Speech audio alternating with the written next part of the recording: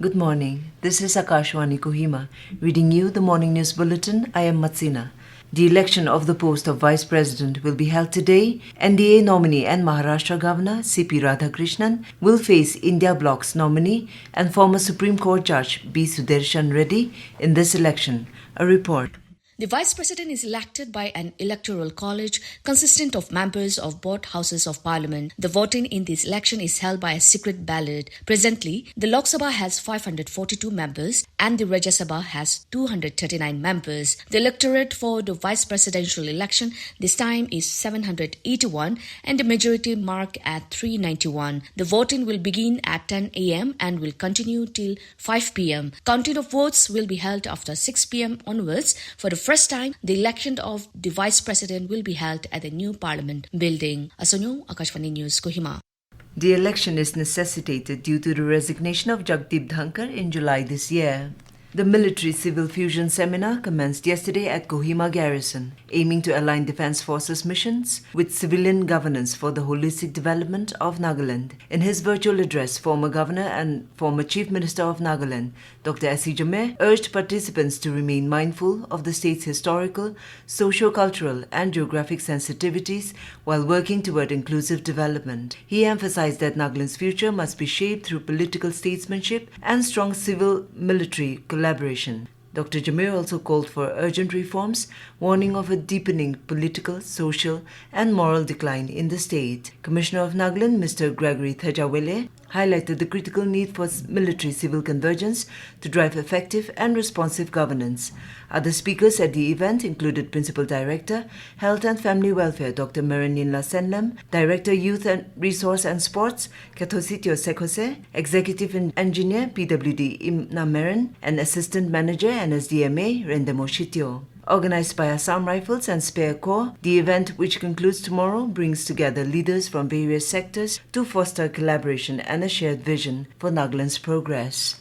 Prime Minister Narendra Modi announced the next generation of GST reforms from the ramparts of Red Fort on this Independence Day. The Prime Minister's vision of creating a more efficient and citizen-friendly economy was realized as the GST Council on the 3rd of September simplified the indirect tax system into a two-tier structure of 5% and 18% from a four-tier structure of 5%, 12%, 18% and 28%. The GST reforms have been carried out with a focus on the common man and will come into effect from 22nd of this month. Our correspondent today takes a look at the GST reforms carried out in the sports sector. The GST rate on sports goods have been reduced from 12% to 5%, making items like gloves, sports kits, equipments for general physical exercise and fishing gear cheaper. The council has also announced GST cuts on toys, including tricycles, scooters, pedal cars and board games like chess, carom and ludo to 5% from the previous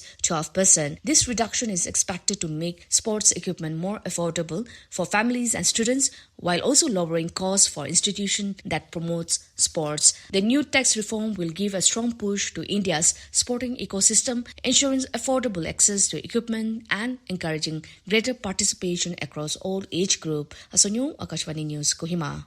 The Directorate of Treasury and Accounts has directed all drawing and disbursing officers, DDOs, to update pending ENPS contributions on the Nodal Treasury portal by September 15th. An action-taken report must be submitted by September 30th. The DDOs have also been advised to regularly download and securely store archived data from the ENPS portal for audit and backup purposes. Any issues faced during the update process should be reported to the Directorate immediately. In football, India defeated Oman to finish third in the CAFA Nations Cup 2025 at Hisor Central Stadium in Tajikistan to win the bronze medal. The match finished 1-1 in regulation time after Udanta Singh scored the equalizer for India. Oman missed their first two chances in the penalty shootout and Gurpreet Singh Sandhu saved the final penalty as India won 3-2. This was the first ever time that India defeated Oman in an international football match, and this was also a historic finish to their campaign. And India Meteorological Department has forecast heavy to very heavy rainfall over Northeast India, including Sub-Himalayan West Bengal today. With that, we come to the end of the morning news. Stay tuned for the evening English news at 7:20. Have a good day.